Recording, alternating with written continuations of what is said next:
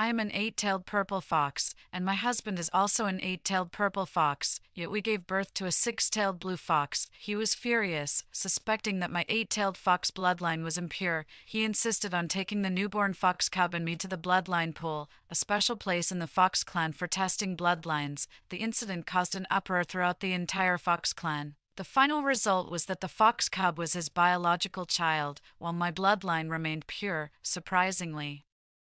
Upon seeing the results, he suddenly changed from his previous anger and asked me to take the fox cub back to the manor first. His reason was that he and the elder of the bloodline pool, his father, Elder June, had important matters to discuss. Feeling puzzled, I left with the fox cub afterward, but I left behind the Shadowflow stone my father had given me. It was during this stay that I learned his secret. Corbin is not an eight-tailed purple fox. Meanwhile, news that my sister had borne an eight-tailed purple fox to the husband of the seven-tailed red fox spread instantly throughout the entire Fox clan. After snapping out of my thoughts about Corbin, I originally intended to go find my father, but I was stopped by Corbin, who returned to the manor in a rage, and he directly locked both me and the fox cub in the dungeon. He knew I had the royal decree to contact my father, the king. He directly used forbidden magic to set up a barrier, cutting off my connection to my father the king and the queen mother. Callista, aren't you an eight-tailed fox? Why did you only give birth to a six-tailed one, while your sister had an eight-tailed one? It's your fault.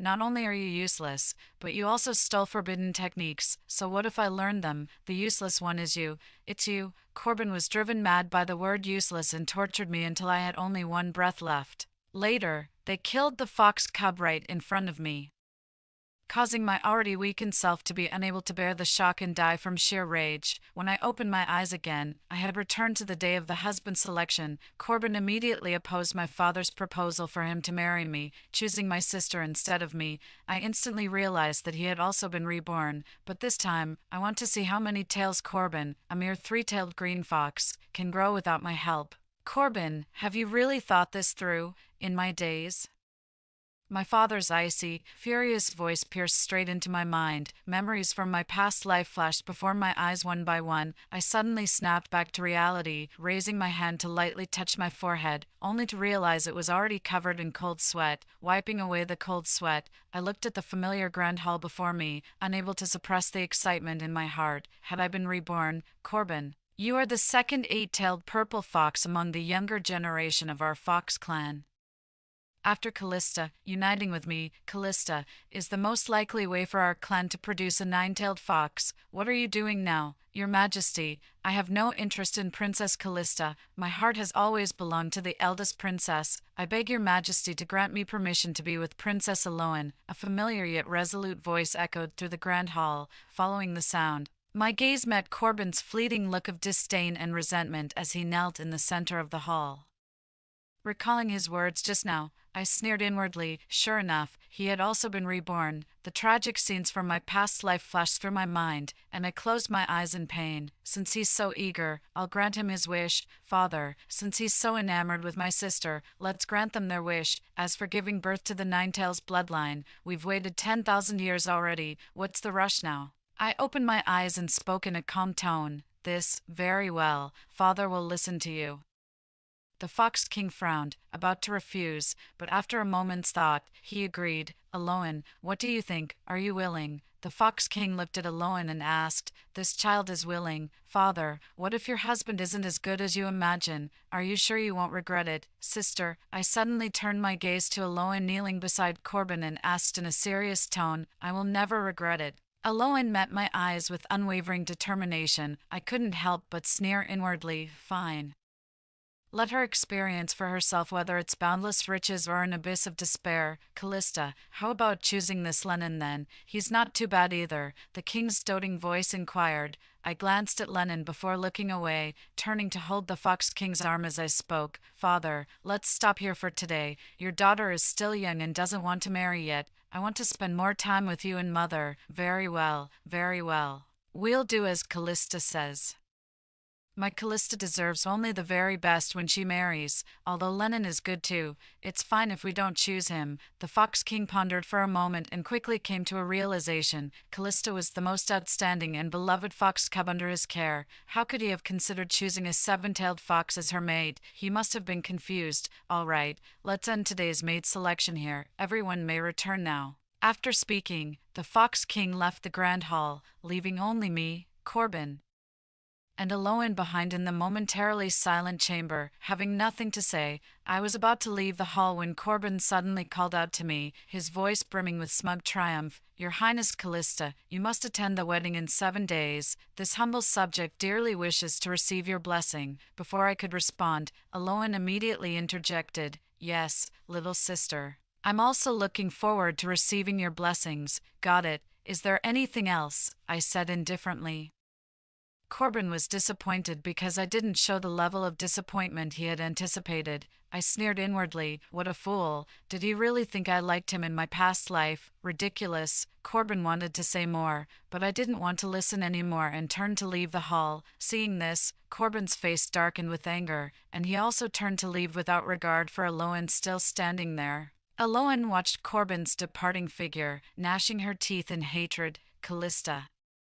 It was always Callista. Since childhood, no matter what it was, she had always been better and more dazzling than her. She refused to accept defeat. This time, she was determined to give birth to the nine-tailed fox before that wretched girl Callista, no matter the cost. The 7th day after the husband selection was Corbin and Aloan's wedding, and during these 7 days, I had combed through all the ancient texts in our clan. Finally, I found useful information in an ancient tome.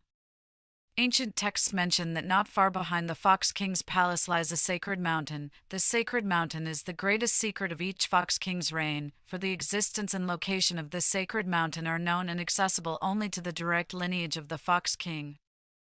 Thus, this was also the reason why my father, the king, no longer allowed me to choose a husband during the spouse selection ceremony. First, it doesn't match, and second, it's the nine-tailed white fox from the Jiuhua cave of the Divine Mountain. Legend has it that the Divine Mountain of the Fox clan has existed for tens of thousands of years, or even longer, meaning the mountain predates the Fox clan itself. The Divine Mountain is rich in spiritual energy, with magical herbs covering its slopes, making it a treasure mountain. This is why the Fox clan built the Fox King's palace not far from the Divine Mountain. At the heart of the Divine Mountain lies a cave abode with the most concentrated spiritual energy, named the Nine Splendors Cave. Within the cave dwelled a powerful nine-tailed white fox, though the area around the cavern was protected by a formidable barrier, preventing anyone from approaching. I figured since I wanted to bear a nine-tailed fox, why not directly find one to mate with instead of wasting time selecting a husband and gambling on probabilities? Coincidentally, the Fox King thought the same, so father and daughter reached an agreement instantly. He directly decided to let me enter the sacred mountain with the Fox Clan King's decree to search for the nine-tailed elder. After discussing with my father,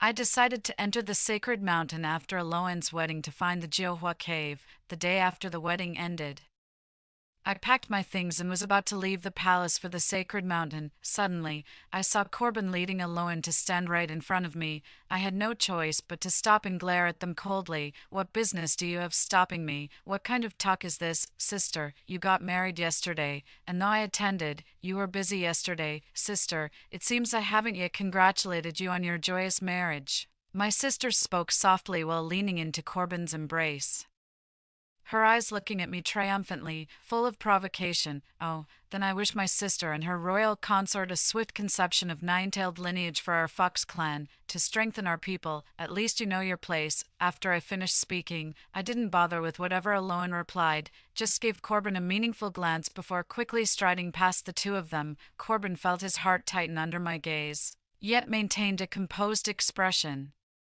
then turned around and spoke coldly and disdainfully to my retreating figure. "Callista, your sister, and I will surely produce the most noble fox cub in the clan, while you, never in this lifetime." "Oh," I lazily replied with a single word. Who knows where Corbin got his confidence from? In her past life, she went through so much just to give birth to a nine-tailed bloodline. She even asked the Queen Mother for secret techniques to awaken the nine-tailed bloodline.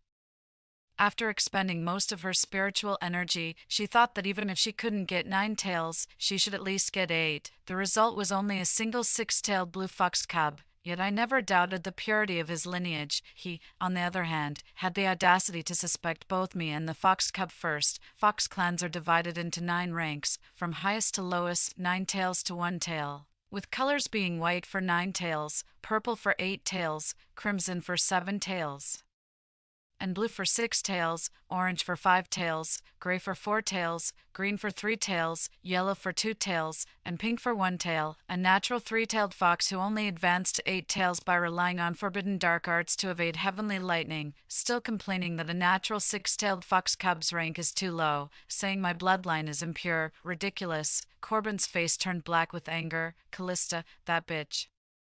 He'd like to see how many tails her fox can grow in this lifetime without him. Corbin, after I left, I activated my spiritual power and set off. A quarter of an hour later, I arrived at the foot of the Divine Mountain. Gazing at the Divine Mountain shrouded in white mist like a fairyland, I suddenly felt as if something was calling to me. Puzzled, I took a step forward, just about to enter the Divine Mountain when an unexpected change occurred. My body was enveloped by a sudden burst of white light. Just as I was about to speak, I fell unconscious the next second, and my body vanished from the spot. When I woke up, I found myself lying on a smooth stone bed covered with soft white fur. I was also covered with some unknown animal's fur, pure white and very soft. Startled, I quickly sat up and looked around through the white gauze curtains. To my astonishment, this cave dwelling seems to be the Jiuhua cave described in ancient texts.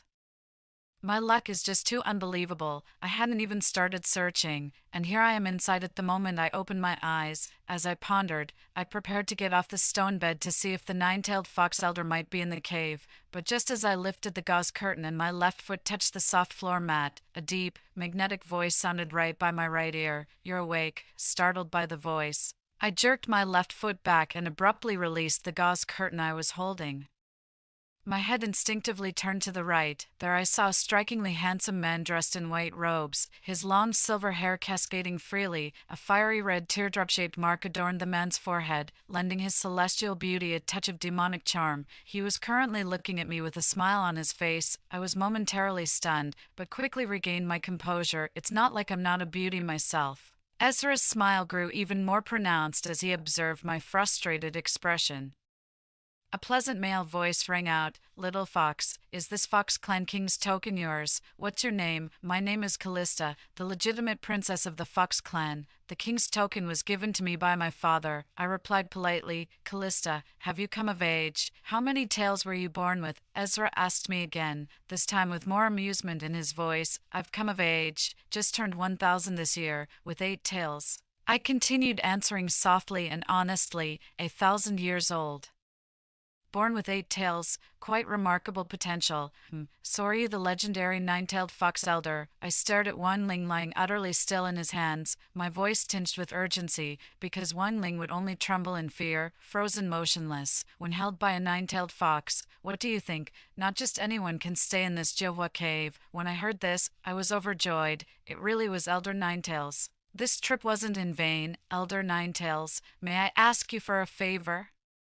I looked at Ezra with hopeful eyes, asking in a soft, sweet voice, "Speak." He didn't refuse. Practice dual cultivation with me. I could no longer care about whether it was embarrassing or not. Cough, cough. "What did you say?" Ezra was shocked by my words, his face full of astonishment, his ears turning completely red. Such an innocent old fox. Ezra was indeed a bit startled, although he had some thoughts. He had planned to take things step by step, never expected this little fox to be so, well, cough, passionately fiery. I was a bit nervous at first, but seeing QB's reaction, I suddenly wasn't nervous anymore. In fact, I felt terrifyingly strong. Without waiting for QB to react, I directly reached out both hands and hugged around his waist. The moment I hugged him, I felt his body stiffen, then he immediately reacted. Trying to pull my hands away from his waist, I won't let go. I'm holding on even tighter. "Callista, what are you doing? Let go now." Ezra's voice had grown hoarse. "I won't let go. 9-tails, look into my eyes. Can you honestly say you don't feel anything for Callista?" I blinked my eyes, gazing at 9-tails with a watery, pleading look. The voice was also deliberately made pitiful and endearing. I refuse to believe I can't win over this old fox. Ezra was left speechless by my question because he did indeed have feelings for her, otherwise, he wouldn't have used magic to bring her to Jiahua Cave before she even set foot on the sacred mountain. No regrets, I'm an old fox who's many years your senior. Ezra's hands stopped moving as he looked down at me, his voice hoarse. No regrets, an old fox has his own merits. So, Elder Ninetails, when can we cultivate together? I asked him with a laugh while nestled in his arms, hearing my words. Ezra also laughed, his previously resting hands reaching out to pull me into his embrace. Then he whispered softly in my ear, Callista, you don't need to call me Ninetails anymore, just call me Ezra. As for dual cultivation, when would Callista like to do it? Hearing this, my eyes lit up. This was promising. I got up from his embrace, then gave him a push. Ezra fell onto the stone bed behind him, following my momentum. Of course, the sooner the better, I said to Ezra with a faint smile. His eyes were a strikingly beautiful golden color, now filled with the fire and allure of passion. They were staring directly, intently at me. This old fox is damnably seductive, I thought with a myriad of emotions. After sighing with emotion, I plopped right onto Ezra's lap, accidentally landing on an inappropriate spot. Drawing a muffled groan from him, the rims of his eyes began reddening too. My face feigned innocence while my heart was bursting with glee. The old fox was getting flustered. The next second, Ezra's hand gripped my slender waist. In a swift motion, our positions reversed, him on top, me beneath. Callista, you started this first. Don't beg for mercy later. I was just about to retort with a few words. MMPH, Ezra's scorching, domineering kiss cut me off, and soon, we were lost in the pleasures of passion. A night of spring is worth 1,000 pieces of gold. Humans really do have a way with words, and so Ezra and I spent 3 entire months entwined in passion within these Jiahua caves. During these 3 months, our feelings for each other grew intensely. I also learned the secret my mother had mentioned before I came to the Divine Mountain. It turns out I carry the bloodline of the Ninetails, but it had been sealed away. Only a powerful individual with the same bloodline can break my seal. Originally, the Queen Mother intended to use a secret technique to release my seal. But such methods ultimately harm the body, and Ezra is the perfect candidate. It was at this time that the Fox King sent a message through the royal decree, announcing that my dear sister was pregnant. It's possible the child carries the Ninetails bloodline. Leaning against Ezra's chest, I secretly sneered, I've finally conceived. Now it's time to return to the palace. After all, I'm also a player in this drama. With this thought, I looked up at Ezra, about to speak when suddenly, ugh.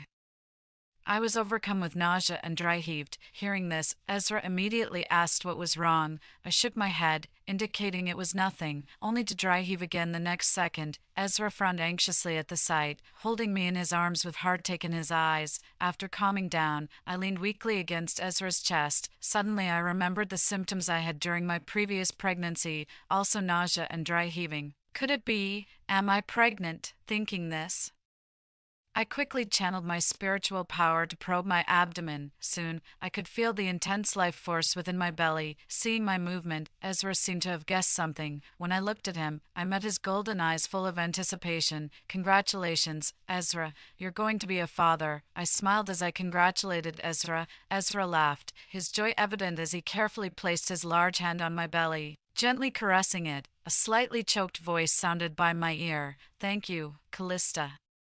This is my first child in 20,000 years. Before meeting you, I never imagined I'd have the chance to become a father one day. Old fox, don't you dare cry now. Your Highness is carrying fox cubs and easily affected. If you cry, I'll cry too. All right. I'm just overwhelmed. Not crying. Besides nausea, is Callista feeling any other discomfort? No, I'm just a bit hungry. I want to eat fish, roasted chicken. I want to eat everything. All right. I'll satisfy all of Callista's wishes. Ezra lovingly kissed my forehead and spoke in a gentle voice. Oh right, Ezra, I've been at the Divine Mountain for 3 months already. It's time I return to the Fox King's palace. Go back, by yourself. What about me then? Callista, you can't just love me and leave me. As soon as Ezra finished speaking urgently, I immediately slapped him lightly on the head the next second. What are you thinking? Have you read too many human storybooks? Of course. I'm taking you back with me. You're the fox cub's father after all. Just the fox cub's father. Ha. Ezra looked at me with a pitiful expression after hearing this. Of course, you're also my man, my future king consort. Gotta spoil your own man. If he wants recognition, just give it to him. I'm yours. Ezra cheered up. All right, the old fox is so easy to please. Then can we go back tomorrow? Of course, let's eat first. You're eating for two now. Can't go hungry while speaking. Ezra gently lifted me out of his embrace, settled me comfortably, then went to prepare food for me. Watching his tall, straight-backed figure, I touched my belly, my face overflowing with a blissful smile. Having him in this lifetime is truly wonderful. Early the next morning, Ezra and I rose early, had a quick meal, then departed Jehovah Cave directly for the Fox King's palace, with the old fox around. Returning to the Fox King's palace was a matter of minutes, in less than a quarter of an hour.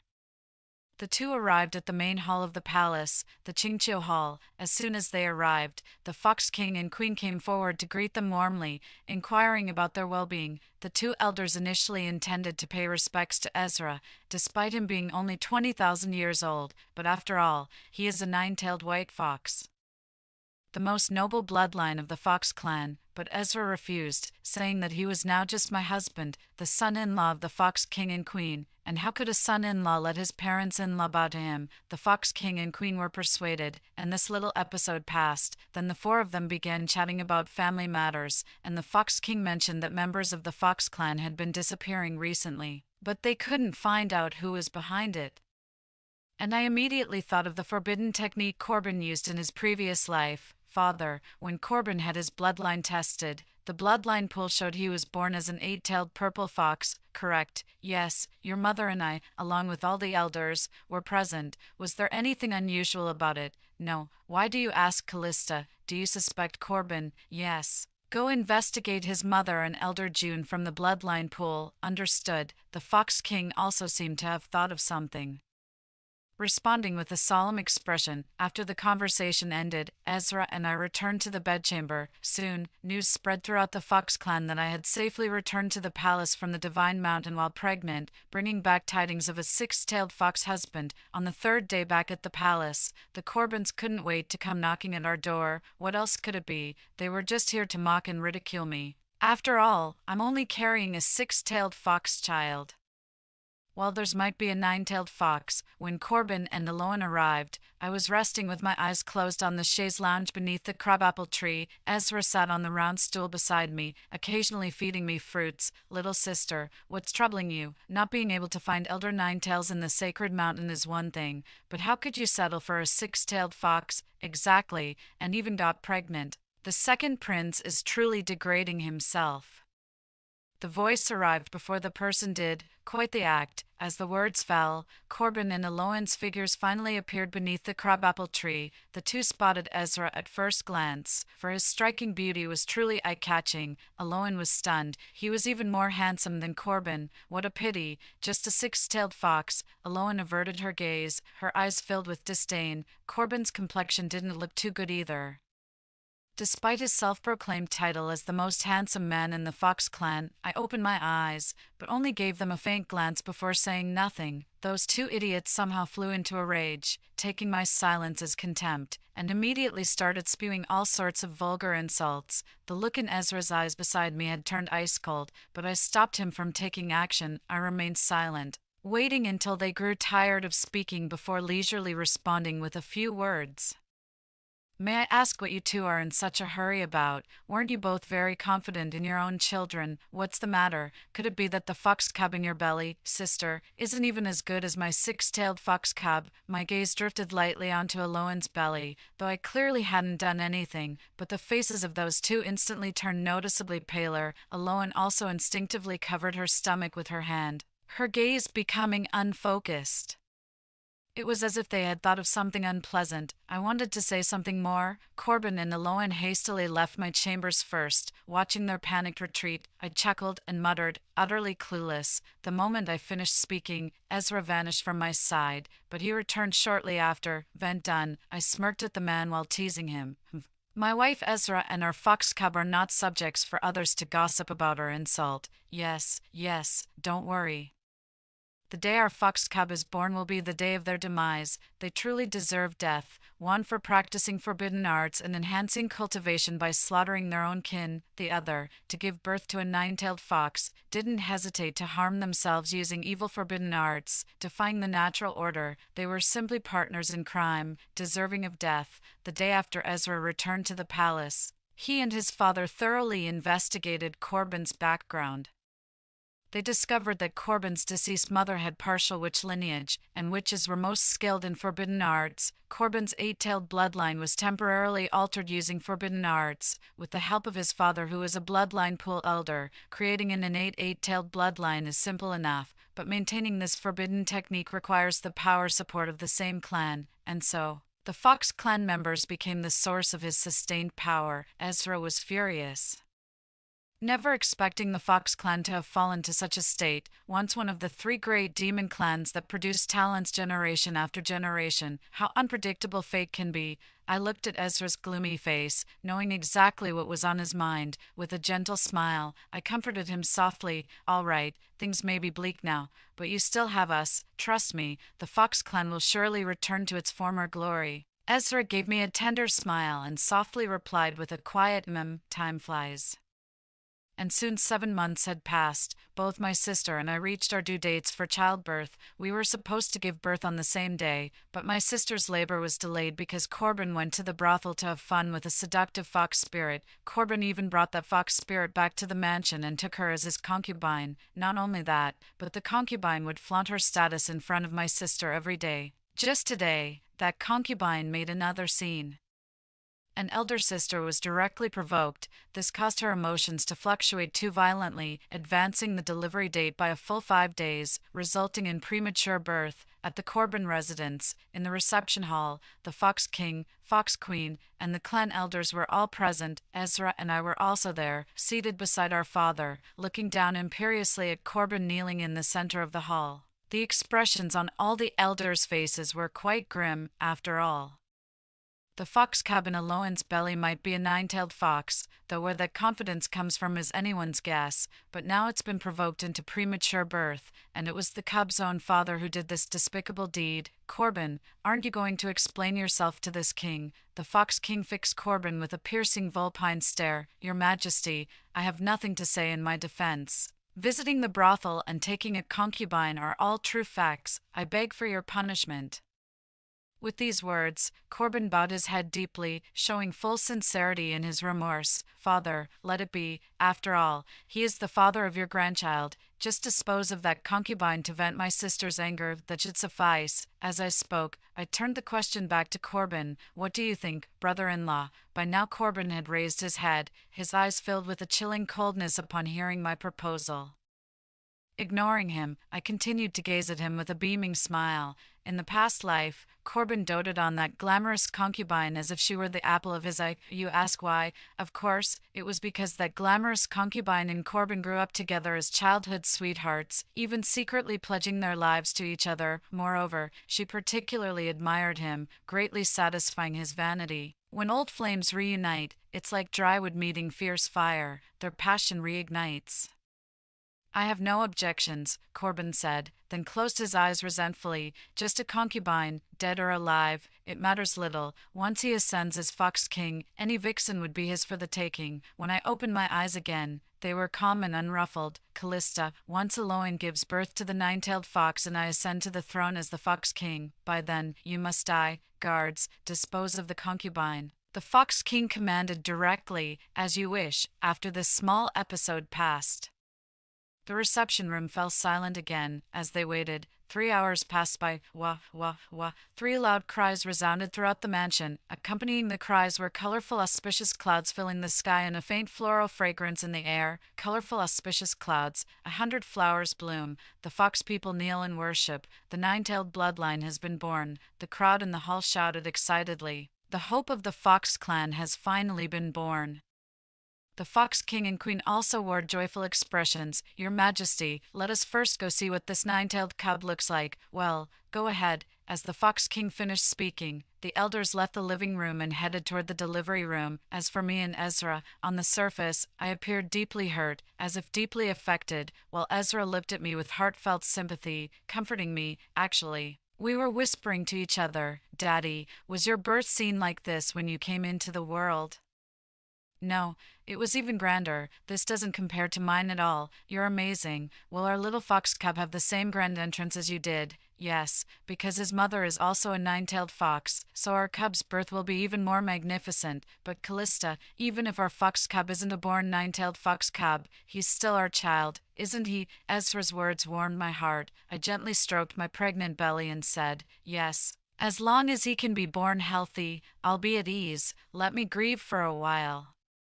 "That Mr. June is looking at me again, all right," Ezra responded to me with both doting and helplessness. Corbin gazed at the phenomenon, his eyes filled with ecstasy. "A nine-tailed fox, ha ha ha, soon you would become the Fox King, the most revered figure in the entire Fox clan. Callista, your time of death is approaching." Corbin looked at me, utterly heartbroken and disbelieving, as I lay in Ezra's arms. His voice was full of provocation. "Your Highness Callista, look. My nine-tailed fox cub has been born, while your fox cub, at best, will only have 7 or 8 tails. Ha ha ha." After saying this, seeing that I seemed even more heartbroken, he burst into laughter again. "Corbin, that's enough. Mind your language," the Fox King said calmly. "Yes, I was too excited and forgot my manners. I beg your Majesty's forgiveness." The Fox King ignored him further as the elders who went to see the nine-tailed fox cub returned. They all wore joyful expressions, clearly very satisfied with the cub. "Your Majesty, the fox cub is very healthy, and its bloodline is exceptionally pure. There is hope for our fox clan to restore its former glory." "Nonsense. That's Ezra's genuine nine-tailed fox bloodline. How could it not be pure?" I rolled my eyes hard in my heart. "Very well, Corbin, tomorrow, you and Eloin shall return to live in the palace. There are more people in the palace, and the care is more meticulous, which will better suit the fox cub. Moreover, I've said that whoever gives birth to the nine-tailed fox shall become the new Fox King and Queen of the Fox clan. Therefore, returning to the palace would make it more convenient to hold the ceremony. Yes, your subject shall dutifully obey His Majesty's command." After speaking, the Fox King assigned several attendants to Corbin before departing for the Fox Palace with the Queen and the elders. I couldn't be bothered to deal with that lunatic Corbin either. The objective was achieved anyway, and Ezra and I returned to the palace. This time Corbin didn't stop us, just watched us with a heavy gaze. Soon, 5 days passed, and I gave birth as expected. As for Corbin and Eloin, they were in complete panic because the Forbidden Techniques time limit was approaching. Only 8 hours remained. Not only that, but the coronation ceremony is also set to begin in 8 hours. Meanwhile, in the delivery room, I was in so much pain I was nearly numb, yet the baby still hadn't arrived. Outside the door, Ezra's eyes turned red with heartache as he listened to my cries of pain. "Callista, please let me come in and see you." "Okay," I heard him, but I didn't have the strength to answer. In this agonizing time, only half an hour remained before the ceremony. With one final push in the delivery room, I let out a loud cry. "Ah, wah, wah, wah." The sound of vigorous crying echoed through heaven and earth. "It's born. The second prince is born." The midwife's delighted voice rang out. Upon hearing that cry, I completely collapsed from exhaustion. The heavens and earth also changed color when that cry resounded. Phoenixes sang in unison, dragons roared in celebration, colorful clouds filled the sky, spiritual rain fell, flowers bloomed in profusion with their fragrance permeating the air, and all beasts bowed in submission. This is the proper spectacle befitting the birth of a nine-tailed fox cub. The Fox clan members gazed at the grand celestial phenomenon, voicing their doubts one after another. Didn't the nine-tailed fox cub already born 5 days ago? What's the meaning of this new phenomenon? Could there possibly be 2 nine-tailed cubs in their fox clan? Just as everyone was still puzzled, the Fox King and Queen, witnessing the grand celestial phenomenon, were already ecstatic with joy. The true nine-tailed bloodline of their fox clan had finally been born. It was also time for their plan to come to fruition when I woke up. Ezra was sitting by the bed holding the fox cub, keeping me company. Seeing me awake, Ezra's eyes lit up as he first reached up to gently tidy my hair. Then he lowered his head to kiss my forehead before helping me sit up against the headboard, his voice filled with tenderness and gratitude as he said, "You've worked hard, Callista. Are you still feeling unwell anywhere?" "I'm fine, feeling good. How's the little fox cub?" I asked softly. "The fox cub is very good, very well behaved. Take a look," Ezra said, extending his large hand to gently place the sleeping fox cub into my arms. I held the soft little bundle carefully, my gaze tenderly resting on the white, fluffy fox cub in my arms. "The cub's fox form looks exactly like yours," I said, looking up at Ezra. Ezra listened to my words and smiled gently. "It's identical. The cub knows exactly how to grow, understanding what mother likes," Ezra said while giving me a meaningful look, his eyes full of teasing. "So what? I just like it." I wasn't angry because it was true. I really did like Ezra's fox form. "Yes, as long as Callista likes it," Ezra responded dotingly. "By the way, is the ceremony about to start soon?" "Yes. Shall we go now?" "Of course, those two must be furious." Just as I guessed, Corbin and Eloin went mad with rage when they found out I gave birth to a nine-tailed fox, especially since the time limit of the forbidden technique was approaching. Both of them were on the verge of collapse. That bitch Callista actually dared to deceive them. "Corbin, how can you just accept this? The Fox King's throne that was almost within our grasp is about to slip away," Eloin said bitterly while sitting by the bed. "Of course I'm not willing. So what if they gave birth to a nine-tailed fox? I'll make their cubs become nourishment for mine. Perhaps if the fox cub devours that wretch's child, it could truly become a nine-tailed fox." Corbin couldn't help but entertain this possibility. After all, the reason he transformed from a three-tailed green fox into today's eight-tailed purple fox was none other than forbidden arts. Wasn't it precisely because he'd also devoured many high-ranking foxes? If he can, why can't his fox cub? As Eloin listened to Corbin's thoughts, she naturally recalled how Corbin became an eight-tailed purple fox. The thought that she married a lowly three-tailed green fox by birth, while that wretch Callista's husband was a noble nine-tailed white fox, she hated, she envied. What right did Callista have? "Since I, Eloin, can't have the best, then I'll destroy it." "All right, let's hurry to the Great Hall then." Soon, the Qingqiu Palace was filled with people. The Fox King and Queen, the clan elders. There were also representatives from the Dragon Clan, Phoenix Clan, and other factions. Our family of three and Corbin's family of three have also arrived. We stood facing each other, with Corbin and Eloin glaring at us fiercely. Seeing everyone assembled, the Fox King immediately declared the coronation ceremony begun. One ritual after another proceeded, until finally reaching the final segment, the coronation of the new king and queen. Just as Corbin and Eloin were walking toward the throne with smiles on their faces, suddenly, the fox cub that had been quietly nestled in Eloin's arms began struggling violently. Its body also emitted a blinding red-black light, which the people in the grand hall stared at. Their expressions changed drastically as they screamed in terror. "Forbidden magic! It's forbidden magic!" Corbin and Eloin's faces also began to show panic, and Eloin's grip loosened slightly due to fright. This directly caused the fox cub in her arms to leap onto the ground with a forceful jump. As soon as it landed, the wrapped blanket came loose, and the red-black glow dissipated. What appeared before everyone was not a nine-tailed white fox, but a four-tailed gray fox. How is this just a four-tailed gray fox? Wasn't it said to be of nine-tailed lineage? Indeed, and it appears they even used forbidden arts to attain this nine-tailed form. How utterly absurd! Has the Fox clan fallen so low that they resort to forbidden techniques to forge nine-tailed bloodlines? Absolutely. The Fox King remained utterly unfazed by this scene, not uttering a word as he silently observed. The crowd buzzed with discussion, their mocking and disdainful gazes all falling upon Corbin and Eloin as the parents. Corbin's eyes burned with surging hatred and madness as each taunting word struck him. Eloin was no less affected, trembling with rage from head to toe. The next second, Corbin suddenly turned around, pointing his sword at the crowd in the hall and roared, "Shut up, all of you." Everyone was frightened by his frenzied appearance, and the hall instantly fell silent. Seeing this, Ezra shielded me and the cub behind him, extending his right hand as a pure white longsword materialized in his grasp. I knew that was his life-bound weapon. What do you know? Corbin, will definitely be the new Fox King, the only nine-tailed fox in the Fox clan. As he spoke, Corbin reached out and pulled the trembling fox cub into his grasp. He said ominously, "You don't need to become a nine-tailed fox either. I'm more suitable." With that, he directly drained the cub's spiritual energy.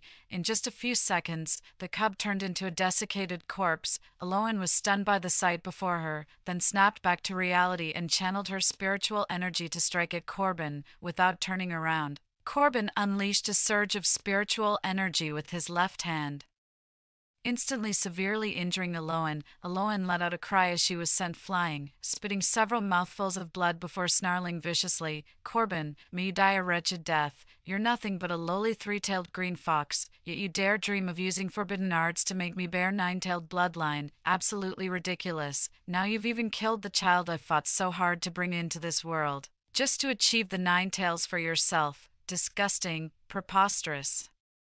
You still don't know, do you? The forbidden technique was his doing, and those fallen clansmen of the fox tribe were also his handiwork. Everything he did was to become a nine-tailed fox. What? Corbin, you're nothing but a demon, a devil. You're utterly unworthy of being a member of our fox clan." The fox clan members shouted angrily in fury. After hearing Aloan and the clansmen's words, Corbin wasn't angry. Instead, he laughed, but in the next second, his sword moved. It flew straight toward Aloan with lightning speed, piercing her heart in one strike. Aloan died, noisy, with a reach of his hand. The sword returned to his grasp. "Yes, I did it all. So what? So what if I, Corbin, am a three-tailed fox? Soon I'll be the noble nine-tailed fox. To become the exalted king of the fox clan, I'll make you all grovel at my feet and be my slaves. In your dreams," I shouted angrily. Corbin, lost in his fantasy, gritted his teeth in hatred upon hearing my voice. Staring at me with fierce eyes, he spoke, "Callista, you bitch, today not only will you die, your fox cub will die too." He immediately turned and attacked me and Ezra, whose eyes turned cold. Casting a protective barrier around me and the fox cub, he flew into a fierce fight with Corbin. A nine-tailed fox is indeed a nine-tailed fox. Its strength surpasses by more than just a little. Soon, Corbin was at a disadvantage, pierced through the chest by Ezra's sword, then sent crashing heavily near me with a single palm strike, though the sword missed slightly, because I still had words to say to him. For safety, Ezra also crippled his limbs. I stepped out of the barrier and handed the yowling fox cub to Ezra to hold. Then I walked over and crouched beside Corbin, whispering, "Corbin, aren't you curious how I gave birth to a six-tailed blue fox in my past life? After all, you're just a three-tailed green fox." Corbin stared at me with wide eyes. "Because I'm also a nine-tailed fox, yet you killed him." As I spoke, I released my 9 fox tails. "I'm possible," Corbin muttered in disbelief as he stared at the 9 tails. "Tch. And about my sister's previous life being able to bear an 8-tailed fox, that's only because her husband was actually a natural-born 8-tailed fox. Oh right, one more thing, you didn't actually think just some forbidden technique alone could produce a 9-tailed fox, did you?" Hearing this, Corbin understood everything, from the moment Callista returned to the Fox King's palace from the Divine Mountain. All of this was just a trap they had set, and he actually believed it.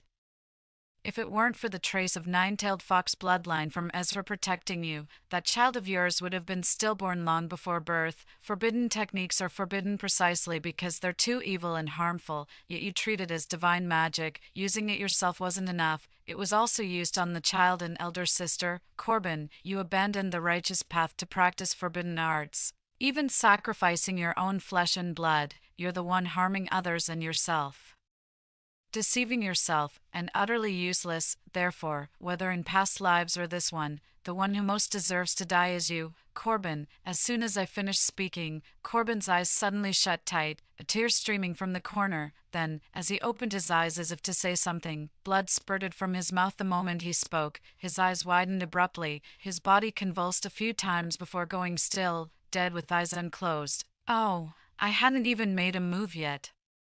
Corbin died with the unwillingness, resentment, regret, and inferiority complex in his heart, and I finally did it for my past self and child. I avenged those clansmen who died tragically. I stood up and walked towards Ezra and the fox cub with a smile. From this life onward, every day will be filled with joy. Ezra and I will spend the rest of our lives in happiness. Story 2. A wave of zombies broke out, and my whole family abandoned me to flee for their lives. I finally caught up with them. But there were only 5 seats left in the rescue helicopter. In order to save her beloved dog, my sister-in-law pushed me off with a shove. "Your life is not as precious as Coco's. If you take a seat, where will Coco sit?" My parents watched coldly, and my younger brother clapped his hands in approval. Zombies surrounded me from a distance and roared as they bit me to death alive. After I died, my soul followed them to the shelter.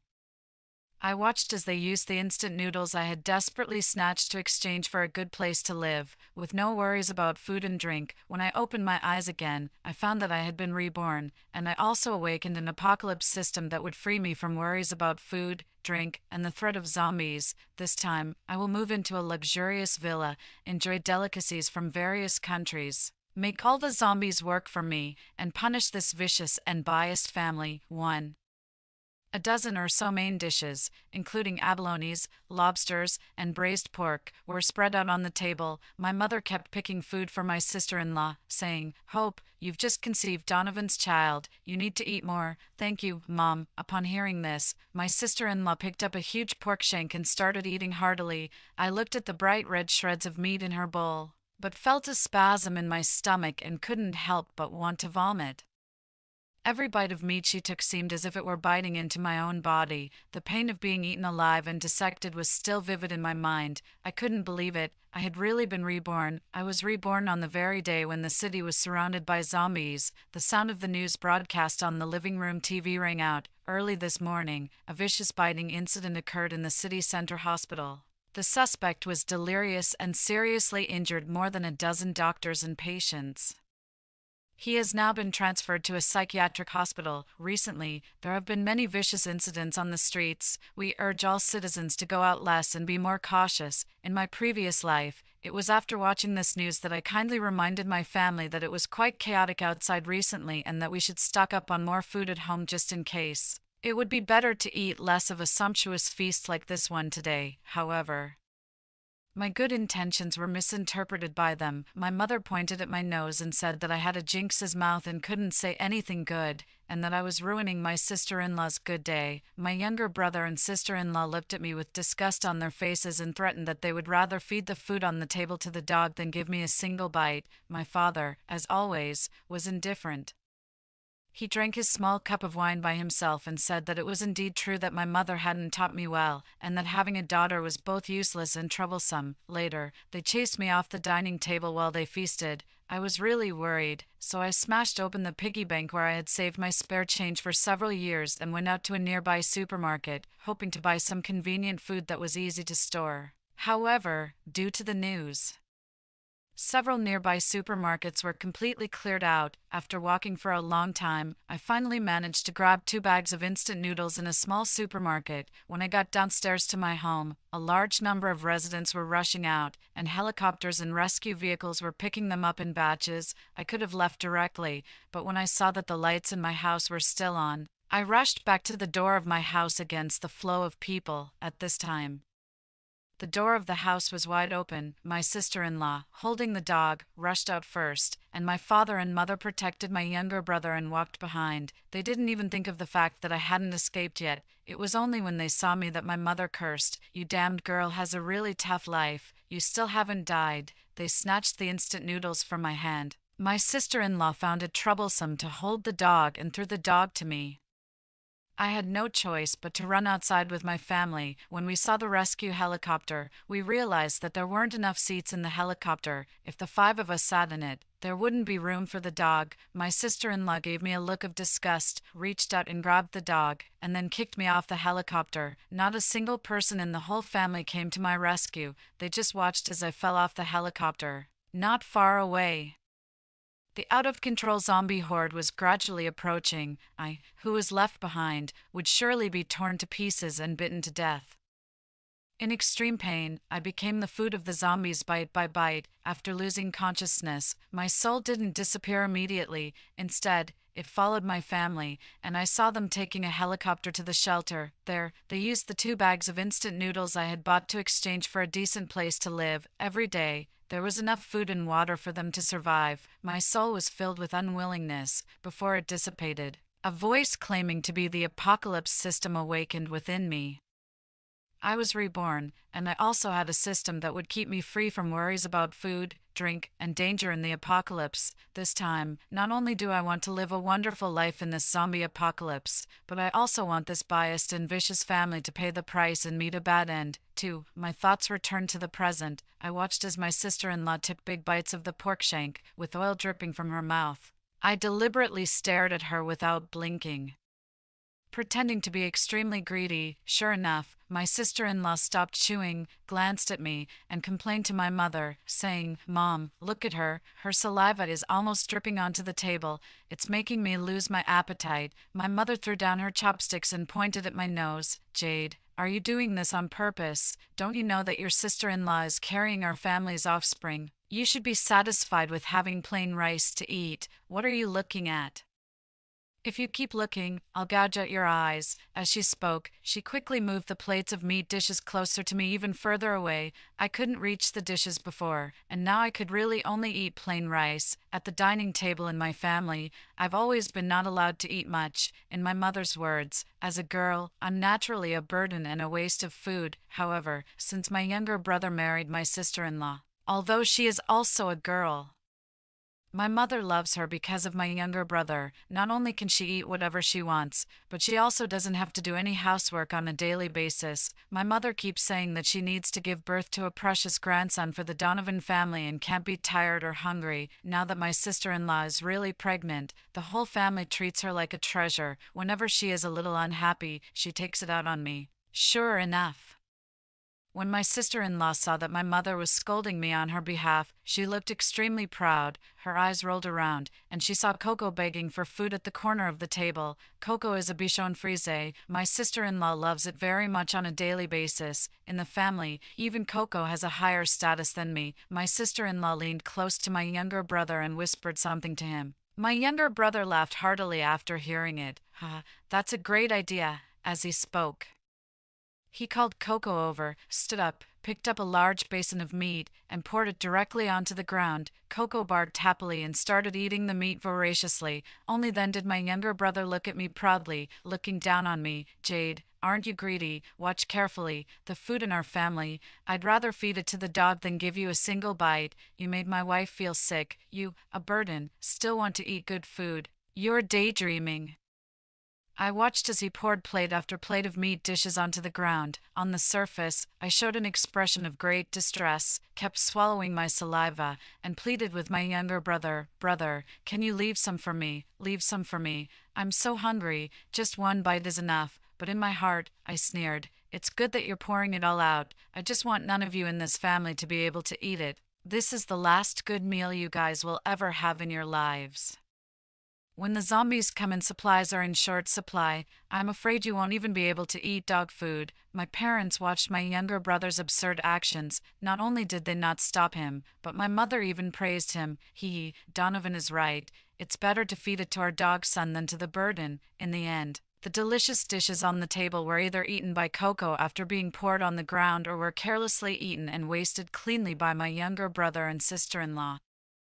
After the meal, the whole family lay on the sofa with their bellies full. Naturally, I was the only one left to do the dishes and clean up. They ignored the mess on the dining table, ate sunflower seeds, and started watching TV. While washing the dishes in the kitchen, I listened to the conversation in the living room. In my previous life, as soon as I saw the news on TV, I told them to stock up on supplies. This time, without my reminder, they didn't notice the news until they had rested for a while after the meal. My mother was a bit worried, saying, "The vicious injury incidents mentioned on the TV are really quite scary." Just now, an expert also said that citizens are advised to go out less during this period and stock up on more food at home. Should we also go and buy some? My younger brother sneered upon hearing this. An expert is nothing. You guys are so easily brainwashed by this kind of news.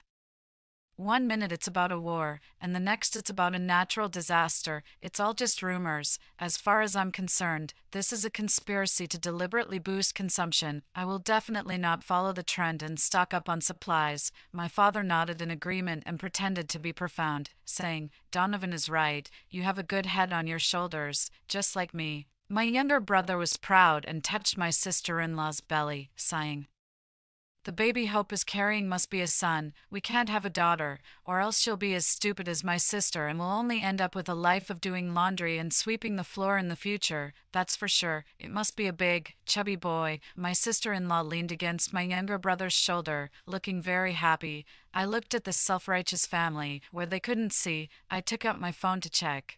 I opened the community group chat, and there were already over 999 messages in it. Many people said that they had seen government rescue vehicles and helicopters evacuating the surrounding communities, and that the nearby supermarkets had long been cleared out. Now, it was extremely difficult to buy convenient food. My parents thought it was too troublesome and didn't join the community group at all. I had always been the one to deal with these trivial matters at home. So they were still enjoying a peaceful life at the moment and had no idea about the turmoil happening in the community. I calculated the time. It was almost time for the community staff to knock on doors from house to evacuate the residents. I deliberately turned the water on to the maximum. The sound of the rushing water caught my mother's attention. She cursed angrily, "You damned girl, turning the water on so big. Don't you know water costs money?" I was so scared that I panicked, and the plate in my hand accidentally fell to the ground and shattered into pieces. Sorry.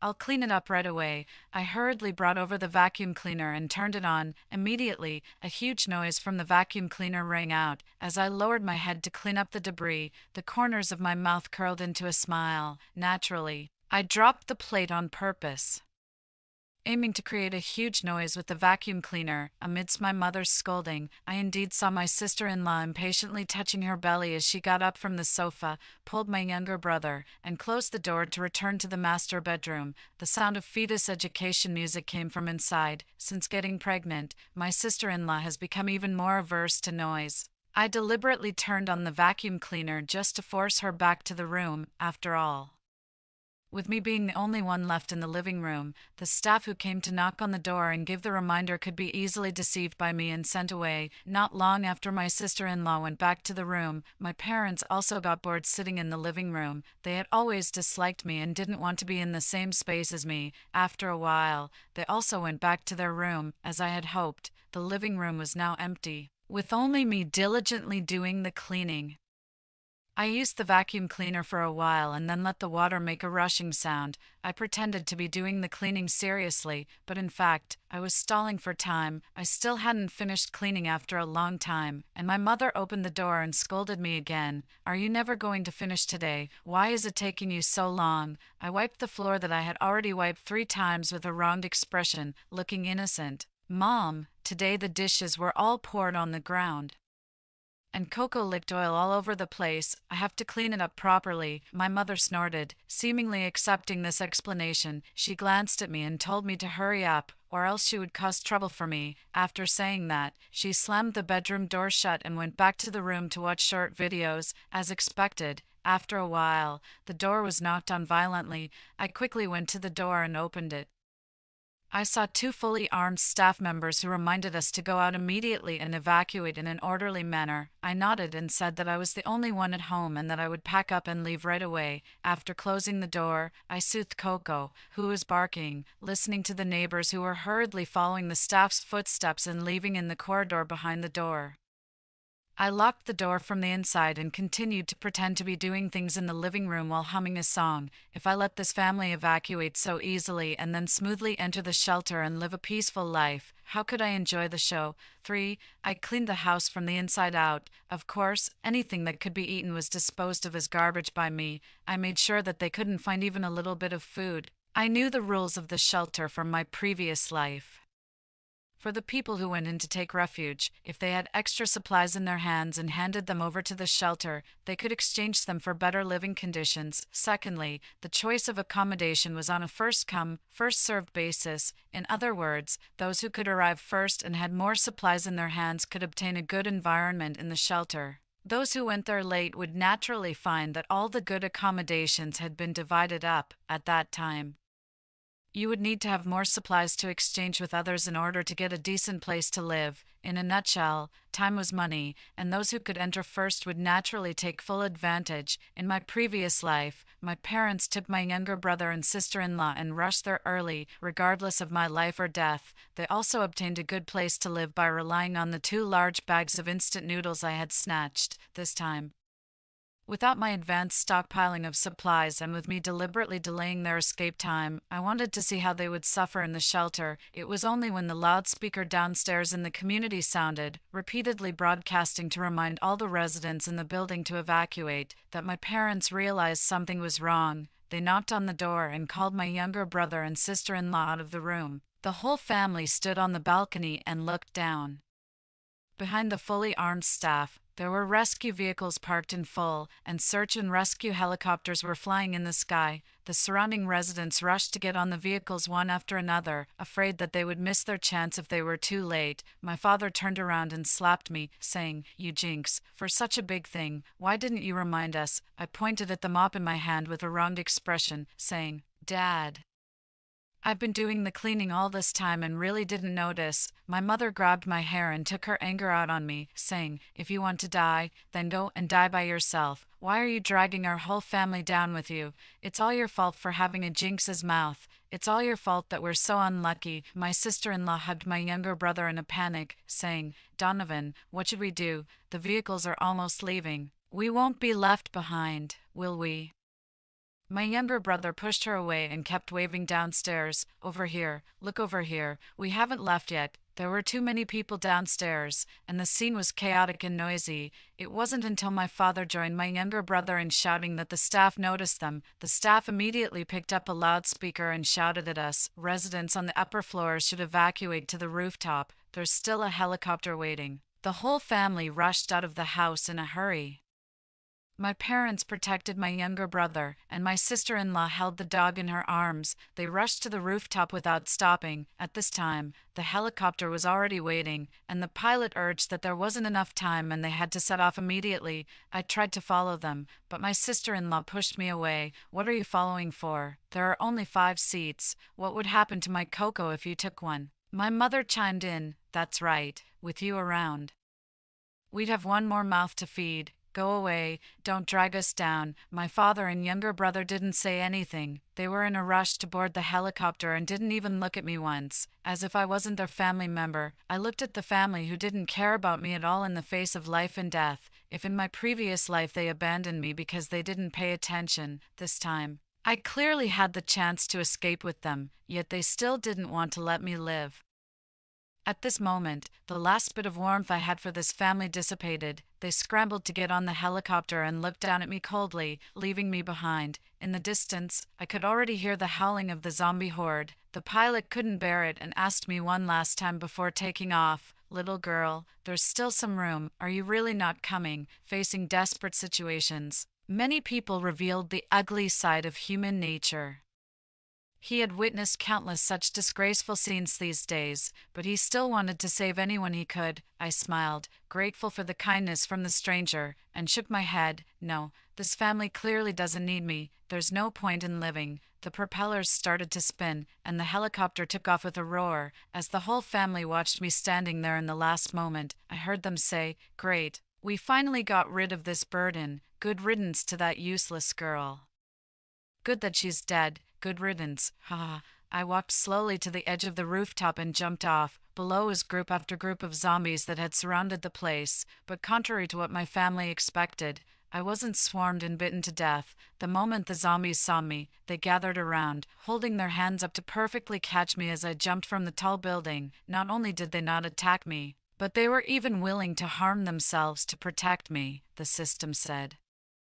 "Congratulations, Master, for activating the Apocalypse system. The zombie control mode has been activated for you. Next, there are also the Bountiful Food mode, Perfect Residence mode, and Endless Entertainment mode. Which one would you like to activate?" I smiled faintly. "Then let's start by finding a luxurious villa, fill it with food and drinks, so I can lie back and watch the show." The good play was finally about to begin, arranged by the system, I moved into a luxurious villa with more than a dozen rooms. The villa came with a rooftop swimming pool, a full-set PS5 game room, an indoor KTV, a sauna and hot spring room, and so on. When I got bored, I could go out of the villa and take a walk in the landscape garden, which was as big as a basketball court. There were fountains, rockeries, small bridges over flowing water, and tall walls that blocked the zombie horde outside. This paradise-like place stood in sharp contrast to the devastated world outside. I sat at the exquisite Western dining table in the living room, eating the sirloin steak prepared for me by the system. I raised a glass of 1982 Lafite red wine and took a sip. In the storage cabinet not far away, there were delicacies from various countries, whether it was Indian cuisine, Brazilian cuisine, French cuisine, Japanese cuisine, Korean cuisine, as long as I called the system. The corresponding dishes would immediately appear out of thin air. I didn't have to worry about food and drink at all. I picked up the remote control of the projector, the screen came down, and the lights in the living room dimmed automatically. On the screen of the home theater, the live scenes of my parents, younger brother, and sister-in-law in the shelter were being played automatically. Yes. I specifically asked the system to broadcast their live situations to the screen in front of me at any time, to amuse myself during the boring days when the city was surrounded by zombies. No TV drama or game plot was more interesting than watching this group of evil people suffer. At this time, they were slinking off the helicopter because of their heinous act of abandoning their own daughter. The pilot was very dissatisfied with them as soon as they arrived near the shelter.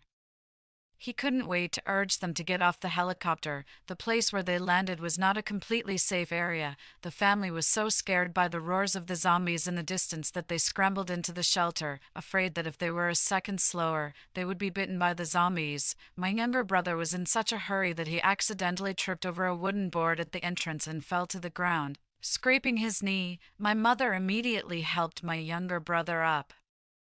Looking at the fingernail-sized wound on his knee with concern, "Son, does it hurt? Let Mom take a good look." Whenever my younger brother got the slightest scratch, my mother would cry and fret over him. She completely forgot that she had another daughter who was abandoned by her. If it weren't for the system, that daughter would have been eaten alive by zombies. After making sure my younger brother was okay, they finally had time to look at the shelter in front of them.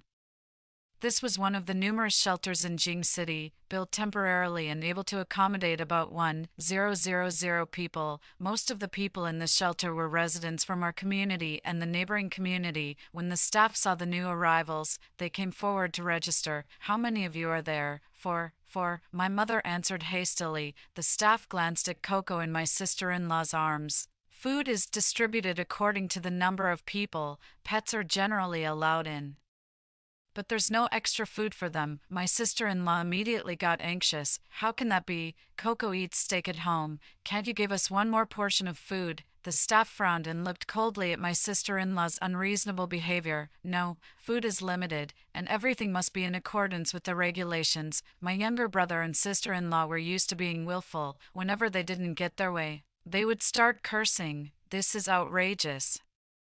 Just because you're a staff member, you think you're so high and mighty, you can't just have the final say." My mother also sighed beside them. "Sigh, I should have brought Jade with us. She could have gone without food, and we could have given her share to Coco." I sneered. Now they remembered me. It was wishful thinking to use my food to feed their dog. The family's unreasonable behavior drew the dissatisfaction of the people around them. "Hey, who do we have here? Isn't this the family that abandoned their own daughter?" "Oh, the family from Building 10. I've seen heartless people, but never one as heartless as them." I say, "People like this shouldn't even be allowed into the shelter. Evil people seem to live forever." The whispers of criticism made the whole family lose face. The staff also learned about their rascality. After asking a few more questions according to the regulations and finding that they had no extra food to hand over, the staff waved their hand and assigned them to the worst area. The 4-member Donovan's family go to Area F. As for where to live, you can choose for yourselves. The staff left with a cold snort. When my parents led my younger brother and sister-in-law to Area F, they realized it was the worst area. There were just a few pieces of cardboard erected temporarily as partitions. There were no beds, just 4 tattered cotton mats on the ground. Living here, the family had no privacy at all, let alone the comfort of good food and accommodation. Mom, do we really have to live here? Why, in Area F, we not only have to sleep on the ground, but our location is also the dirtiest and smelliest in the whole area. My younger brother couldn't help it. He pinched his nose to block the smell of the public toilet right in front of their living place, since they arrived the latest. Even the better places in Area F had been taken. Now the place where the family lived was unwanted and reeked of the public toilet. My sister-in-law fanned the foul air in front of her nose and made several gagging motions. It's all your sister's fault, that jinx. If it weren't for her delaying us, we might have gotten a good place if we had come earlier. It doesn't matter if I smell bad, but I'm carrying the precious grandson of the Donovan family. If anything happens to him, her 10 lives wouldn't be enough to make up for it. Hearing this, my mother gritted her teeth in anger. That damned girl deserves to die. Fortunately, she's surely dead by now. Otherwise, I'd skin her alive to vent my anger. Okay, stop arguing. I'm hungry after all this toss. Someone go and find something to eat. My father lay down on the cotton mat, choosing a spot by the side, the furthest from the stinky place. He put his hands behind his head and started ordering people around, while this family was suffering. I, whom they thought was already dead, was comfortably sitting on a 1/8-meter Simmons soft bed, enjoying the second round of supper prepared by the system. On the movable dining table were a 12-inch Hawaiian pizza, Korean-style fried chicken, and a full glass of iced cola. As I wished, the screen had been moved to the white wall of the spacious master bedroom for projection, watching them hungry, with pale faces from the stench of the toilet. I leisurely took out a bottle of Jo Malone perfume and sprayed it. The fresh scent of a forest after rain. It was very pleasant. Food distribution in the shelter was limited, and it was only distributed twice a day at fixed times. Those who missed the time wouldn't get any. By the time this family finished arguing over who should go to get the food, it was long past the distribution time. In the past, I was always the one they ordered around to do such troublesome errands. Now, without me, my father and younger brother were used to being idle, and my sister-in-law, relying on my younger brother's support, refused to suffer any losses, so the unpleasant task fell on my mother. My mother, with a thick face, begged the staff to make an exception and give them the food they missed due to the fact that there was a pregnant woman in the family. The staff said matter-of-factly, "The regulations state that those who miss the time won't get any food." My mother didn't give up. She grabbed the staff's arm flatteringly. "If getting the food after the time isn't possible, can I get it in advance? I'll get tomorrow's portion." The staff shook off her hand angrily. "Except for the free food distribution on the first day, food will become increasingly scarce in the future. People have to earn their food through labor. The shelter won't distribute food to those who make no contribution. Don't even think about it." My mother returned to their living place dejectedly. Empty-handed, my father and younger brother each kicked her out. My father, unable to get any food, pointed at my mother and cursed angrily. "Just like your damned daughter. You're useless too. Go out and get some food right now. Don't come back without it." My mother had no choice but to go out again, begging neighbors door to door for some food. But with the city surrounded by zombies, supplies were in short supply. Food and water were the capital for survival.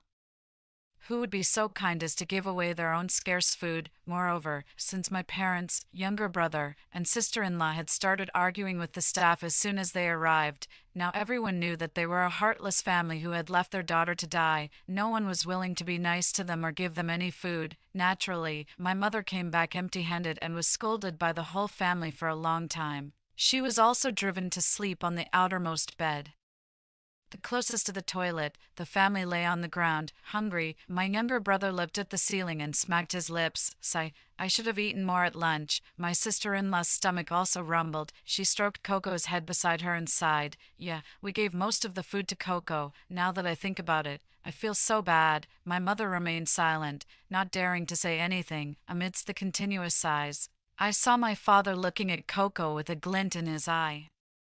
The family was thus hungry for a day and a night. Logically speaking, if one works harder in the shelter, they can also get enough food to eat. But my younger brother and father were used to living an easy life. At home, they were used to being served. The two of them were only willing to order others around and didn't want to do any work themselves, since the men in the family were unwilling to work. and my sister-in-law was pregnant and considered too precious to work because she was carrying a son. The only one left who could work was my mother. She worked miserably among a group of men, doing carry work, but due to her old age and poor health, she sprained her back within just one morning. The family only exchanged their labor for a small piece of bread and half a bottle of drinking water. My father and younger brother ate most of the bread, and my sister-in-law drank all the water. By the time it was my mother's turn, there were only crumbs left. My mother licked her chapped lips and lay on the tattered bed, crying about her hard life. At this moment, she thought of me and sighed with a sad face. If that damned girl were here, she would surely leave me some food. I raised her so big, she wouldn't just watch her mother die, would she? I watched coldly. Her current fate was of her own making. Only when the slap lands on your own face do you know how much it hurts. The pain of being starved, ordered around, and insulted was something she could only understand when it happened to her. 5. I tipped my eyes off the screen and looked at the landscape garden in the distance. With the powerful help of the system, I had free labor zombies to help me set up a barbecue party in the garden. The zombies worked in an orderly manner, conscientiously carrying heavy barbecue grills, camping tents, huge tomahawk steaks, whole roasted lambs, etc. in a short while. Everything was set up, and then they left one by one in the direction of the gate. I sighed. These were truly green and recyclable resources, compared to my mother's hard work in the shelter, where she barely managed to expand the shelter a little. My ease here was beyond their wildest imagination. Finally, when night fell, under the beautiful night sky, I lit the bonfire and enjoyed this solo barbecue party. At the same time, my father set his sights on Coco, who was sleeping soundly beside my sister-in-law. His saliva was almost dripping. After I finished enjoying the deliciously roasted whole lamb and sat back in front of the screen with a fruit platter, my father had already snapped Coco's neck. The poor little dog let out a whimper and died. My sister-in-law woke up with a scream. "Coco, my baby, you have to pay for Coco's life."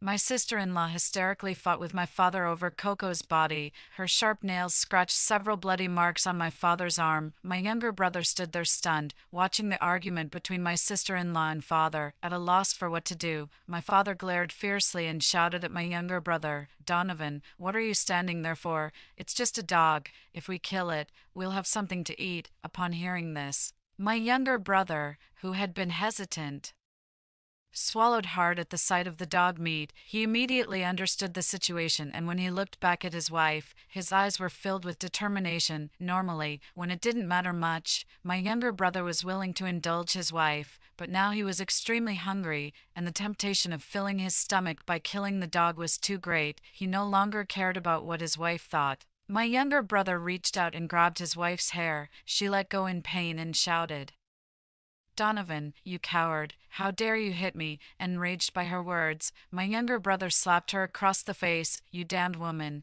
don't you see the situation we're in? What's a dog? If I get desperate, I'll kill you too." My sister-in-law was frightened by the bloodlust in my younger brother's eyes and didn't dare to argue anymore. My father triumphantly dragged Coco by one leg, leaving a long trail of blood on the ground as he pulled the body towards a large pot in an open area.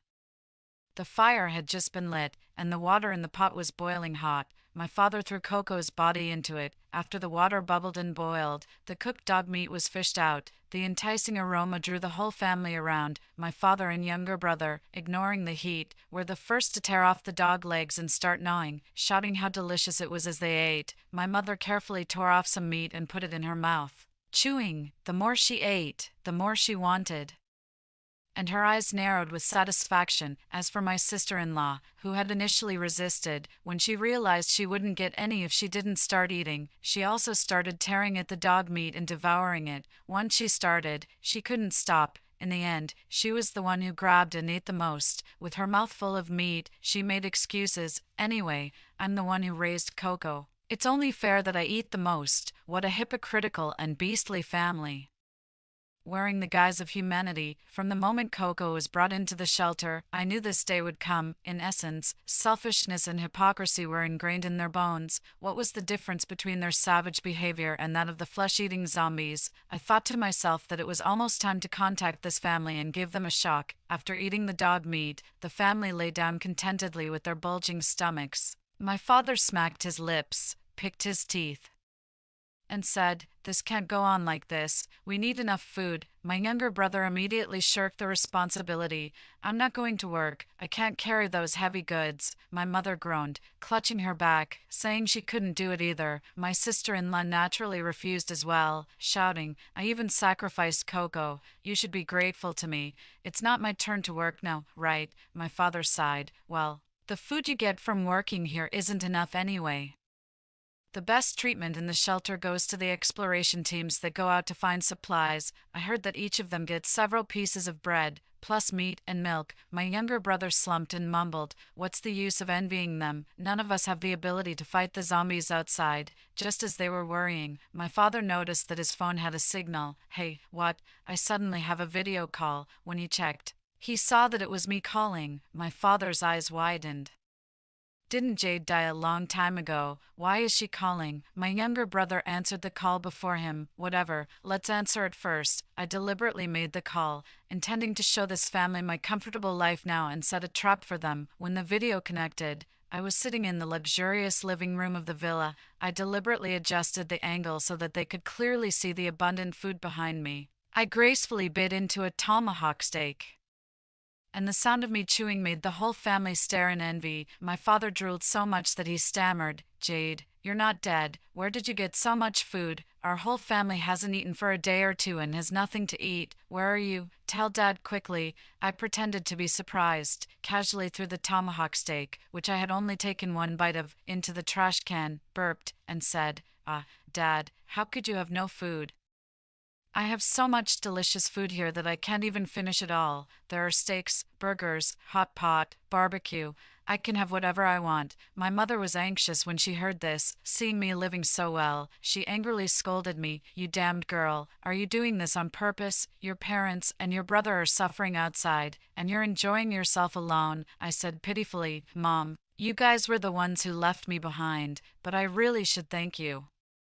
Shortly after your helicopter left, another one came to pick me up and brought me to this villa. They said this is a high-end shelter where one person can have an entire villa and never worry about food or drink." My younger brother pushed my mother aside, annoyed that she was blocking the phone screen. His eyes were fixed on the steak I had thrown into the trash can. He swallowed and asked, "You can eat tomahawk steaks anytime you want." My father slapped him and said impatiently, "What a pathetic sight." Then he looked at me with an uncharacteristically pleasant expression. "Jade, I've been a responsible father to you, right? I've never hit or scolded you, have I?"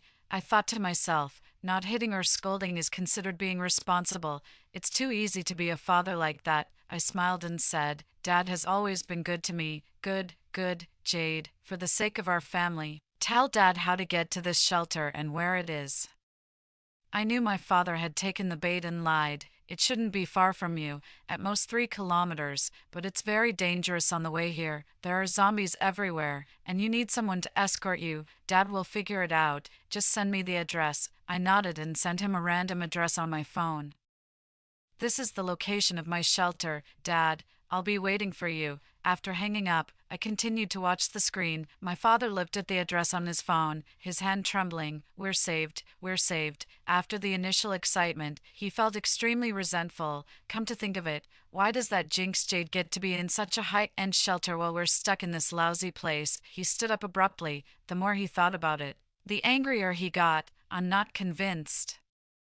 "I'm going to find the leader." My father left the shelter holding his phone and headed straight for the central area of the shelter, trying to find the highest-ranking person in charge. He didn't notice that his phone had already lost its signal, and the so-called address I sent him couldn't be refreshed at all. This was, of course, the work of my system. This stupid family of mine didn't stop to think that with the city surrounded by zombies, the signal towers had long since fallen, and there was no one to maintain the network signal. Now, the only way to communicate between shelters was through military satellite phones. When my father found the person in charge, Cedric, he was arranging the latest search mission for the exploration team. My father shouted recklessly, Leader Cedric, I need to talk to you." Leader Cedric frowned and motioned for the staff blocking my father to move aside, allowing my father to approach. My father was excited.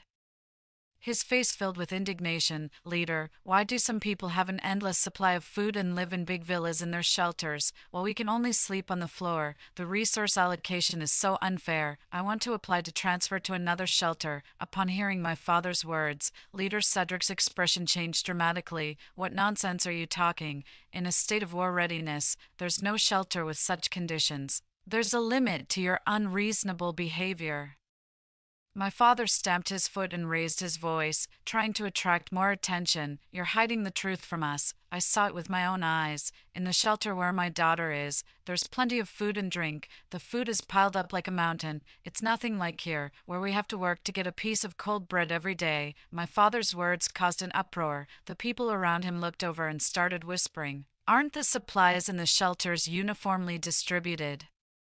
Is it true that there's so much food as he said? Could it be a place for the privileged class? Are they still showing special treatment in the apocalypse? My father's words caused a commotion. Leader Cedric asked the staff to give him a loudspeaker and address the crowd. What he said is completely unfounded. Don't believe him. There are always troublemakers like him who want to undermine unity. My father continued to shout, You're the liar. I saw it with my own eyes.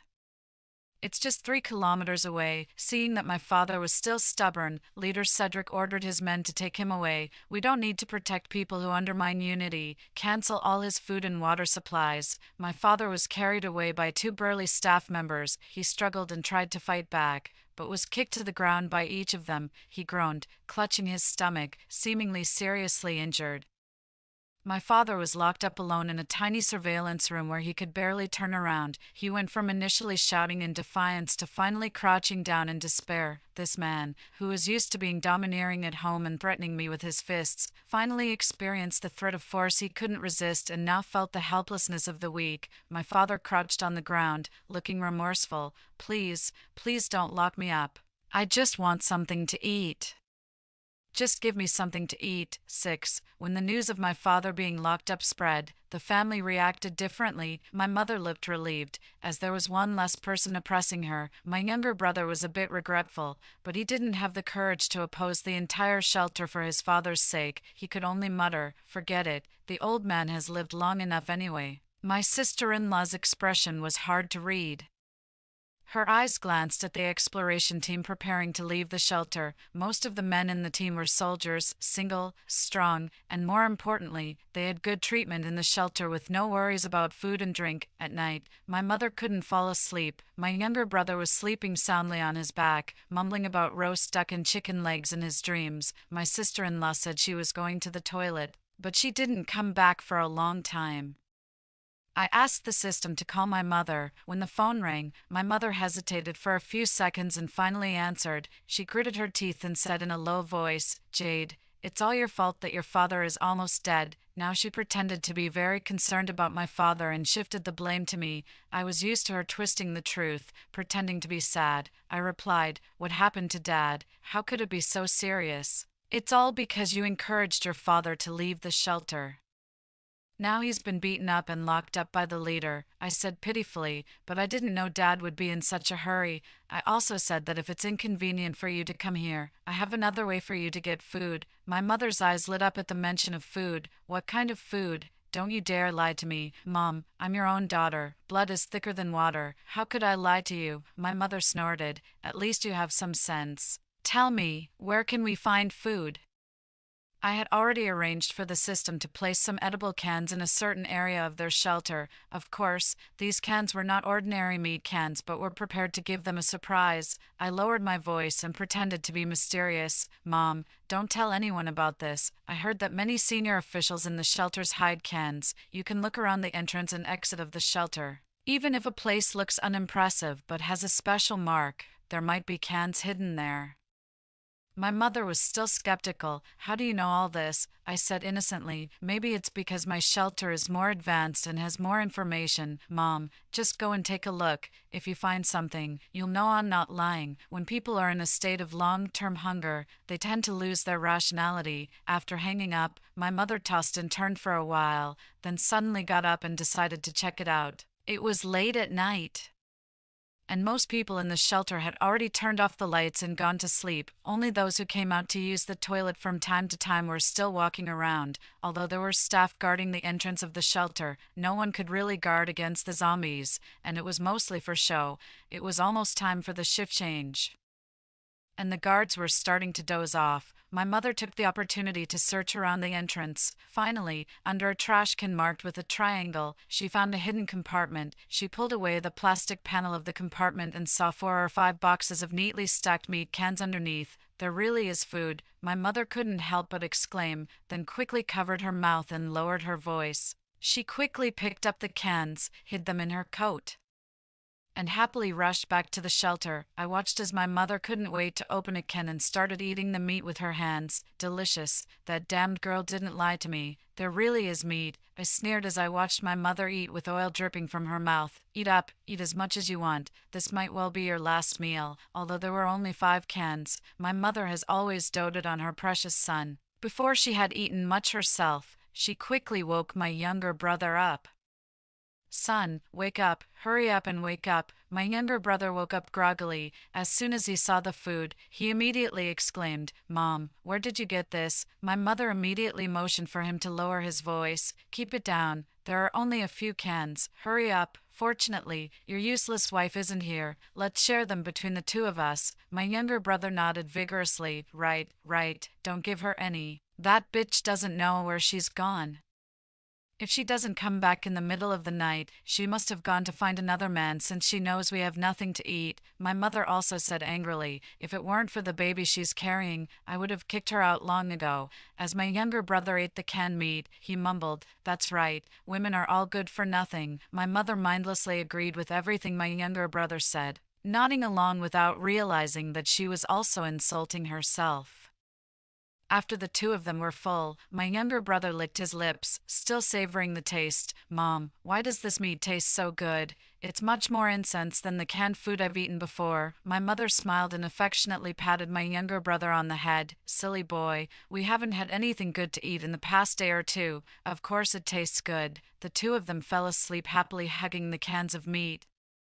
It wasn't until the middle of the night that the sound of a woman's heavy breathing came from the toilet in front of their shelter. The familiar voice woke my younger brother up instantly. He held his breath and listened for a while. Then his eyes widened suddenly, and the veins on his forehead stood out. Damn it, that must be Hope's voice. He stood up quickly and walked out of the shelter, not caring about the smell. He pushed open the door of the toilet. In the toilet, filthy water was everywhere, but it couldn't hide the scandalous scene. The person with my sister-in-law in the toilet cubicle was a burly male member of the exploration team. You two, you have no shame. My younger brother was furious when he caught them in the act. Only then did my sister-in-law open her eyes. When she saw my younger brother, a look of disgust crossed her face. I wondered who it was. Isn't this the useless filial son? My younger brother clenched his fists.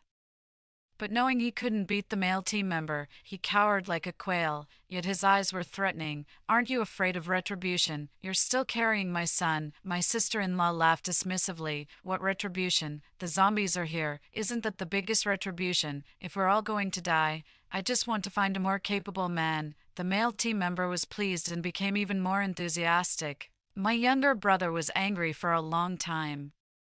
Realizing he couldn't compete with the male team member, he had an idea. Before leaving the toilet, he threatened, You look down on me. Ha, just you wait. My younger brother had been pampered since childhood and had never suffered. Now, seeing his wife taken away by another man, how could he swallow his anger? Without hesitation, he went back to the shelter and took out the cans, wanting to prove that he was capable and at least able to get meat to eat.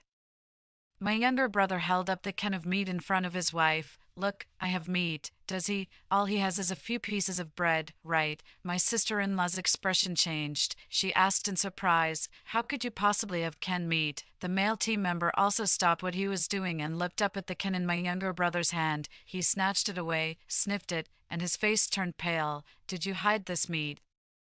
My younger brother didn't realize the danger he was in and was still showing off. Yeah, there aren't many people who have meat these days, right? I'm asking you, do you admit defeat? The male team member looked at my sister in law seriously. Did you know about this? My sister in law was quicker witted and immediately sensed something was wrong. She quickly excused herself. I didn't know. This is all the Donovan family's business. The male team member nodded, pulled up his pants, gave my younger brother a few glances, and then left the toilet. My younger brother thought he had won and showed off to his wife.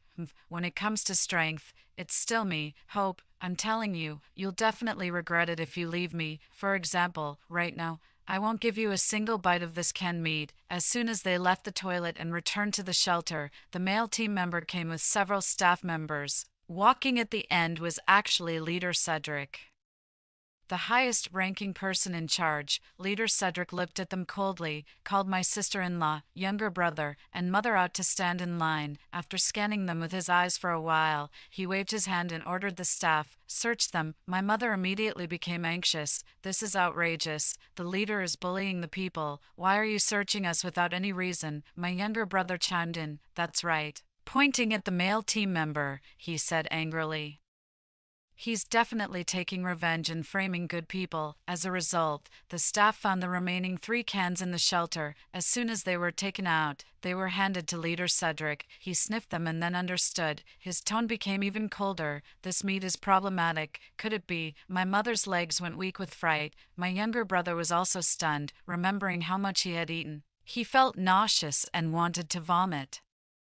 The surrounding crowd had already gathered to watch the commotion. When they heard that my mother and younger brother had eaten human flesh, they became furious. They ate people. My God, how could there be such beasts in the shelter? What's the difference between people eating people and zombies eating people? Yeah, my daughter was eaten by zombies. I hate them. Maybe they've already been infected. What normal person would eat human flesh? The voices of the crowd grew louder and louder, and the staff could barely hold back the angry mob. Leader Cedric also looked at my younger brother and mother as if they were aliens. As for my sister-in-law, thanks to the male team member's protection, who stated that she wasn't aware of the situation, she was now leaning against the male team member's strong arm, staying out of the matter. At first, some people in the front of the crowd tentatively waved their fists and kicked out to vent their anger. Later, when my younger brother and mother were covered in blood, the bloody sight reminded more people of their family members who had recently been bitten to death by zombies. I want to avenge my family. People who eat others are traitors to humanity. More and more angry voices merged together. The uncontrollable crowd surged towards my younger brother and mother like a tide, and countless fists and kicks rained down on them. The irrational crowd didn't care about anything. In just a minute or two, my younger brother and mother were beaten to death. Watching all this in front of the screen, I felt no pity at all as I saw my younger brother and mother lying on the ground like mud, lifeless. I remembered that during the beating, my mother realized that I was the one behind the scheme. While enduring the intense pain, she used the most vicious language to curse me. Her expression was as if she wanted to devour me alive, but I never regretted it, because their current outcome was entirely their own doing. After being reborn, I did not give them opportunities, but they pushed me into the abyss again and again, choosing to abandon me just because they thought I was a burden. Originally, with the help of the system, I could have allowed them to live a life without worries about food and safety, a prosperous life.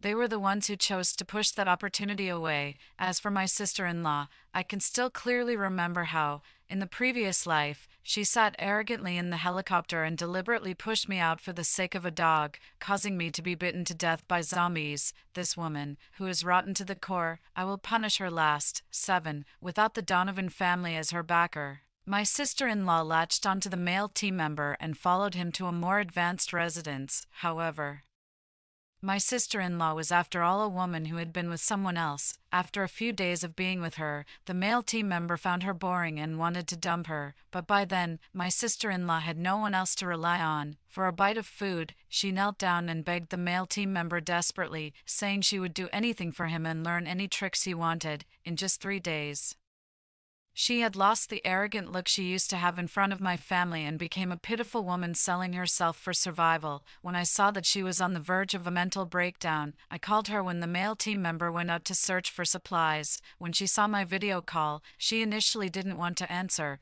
but after hesitating for a long time, she couldn't resist the temptation. When the video connected, unlike when I deceived my parents, I didn't say anything ambiguous. I knew that my sister-in-law wasn't that easy to deceive. She was both evil and cunning to the bone. I looked at her indifferently. She was gaunt, with ragged clothes, while I, well-fed, had a healthy glow and was full of energy. My sister-in-law looked at me angrily. Why? How can you live so well? Why? I didn't say anything and just watched her lose her temper. She continued, wearing an expression as if she had seen through me. You deliberately killed your parents and younger brother.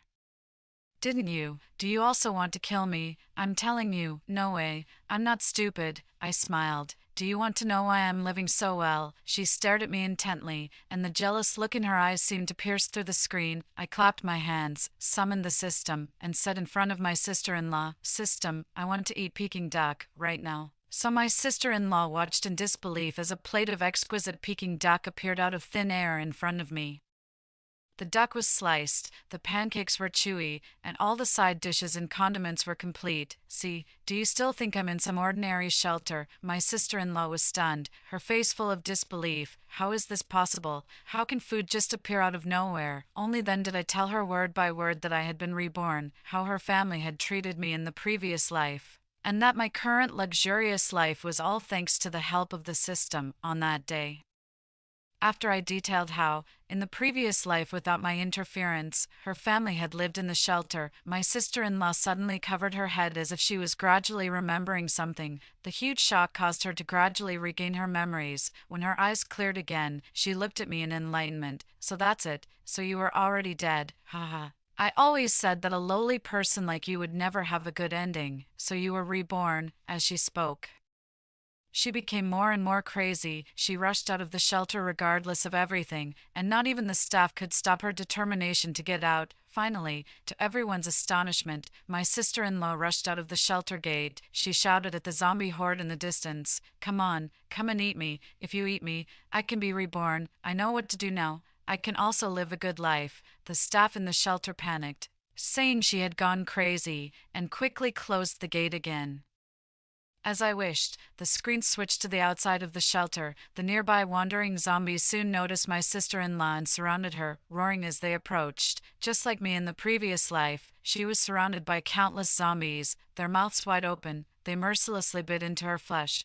It hurt so much. I regret it. In the intense pain, my sister-in-law came to her senses. She let out a scream and looked up at the sky with red eyes. Jade, I know you're watching. Save me, please save me. My sister-in-law's screams came through the screen one after another. In the previous life, when I was being bitten by zombies and on the verge of death, I also begged my family for help like this. At that time, I also desperately wanted someone to save me, but they had already left in the helicopter, leaving me alone to be devoured by the zombies. Now, why should I forgive my evil sister-in-law? So I turned off the screen. The remaining time was only mine. Whether this family lived or died no longer mattered to me. Shortly after my sister-in-law was torn apart by the zombie horde, my father also starved to death in the shelter due to a long-term lack of water and food. After they all died, every day I either ate and drank happily in the villa or arranged for the system to regularly drop supplies near various shelters without leaving a trace. Now many people call me the god of airdrops, saying this is a true miracle. Days passed like this, waiting for the day when humanity would develop a serum. By then, the world would thrive again.